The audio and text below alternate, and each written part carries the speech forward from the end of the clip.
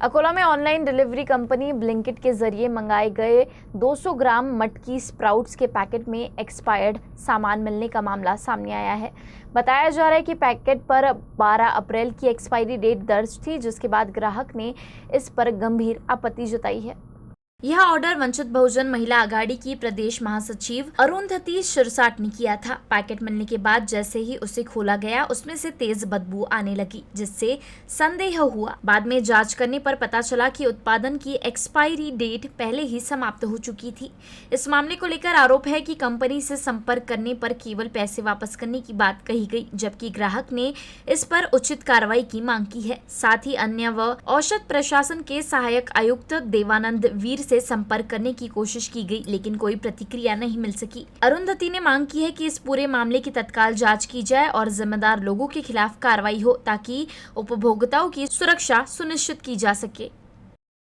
आज सकाळी ब्लिंकिटवर ऑर्डर केली होती मटकी आणि बाकी काही किराणा सामान. तर त्याच्यातली जी मटकी आली आहे त्याच्यावर स्पष्ट लिहिलेलं आहे बेस्ट बिफोर 12/4/2026 आणि ती आज ऑर्डर म्हणजे 16 तारखेला त्यांनी हे डिलिव्हर केलेलं आहे. जेव्हा की ते 12 तारखेनंतर त्यांनी आउट ऑफ स्टॉक करायला पाहिजे होतं आणि जेव्हा हे उघडलं तर त्याचा एवढा वास येतोय, त्याच्यावर बुरशी आलेली आहे, म्हणजे लोकांच्या जीवाशी खेळणं सुरू आहे. फूड अँड ड्रग्जला आजची सुट्टी आहे. त्यांच्या असिस्टंट कमिशनरला फोन केलाय, पण ते फोन रिसीव्ह करत नाही.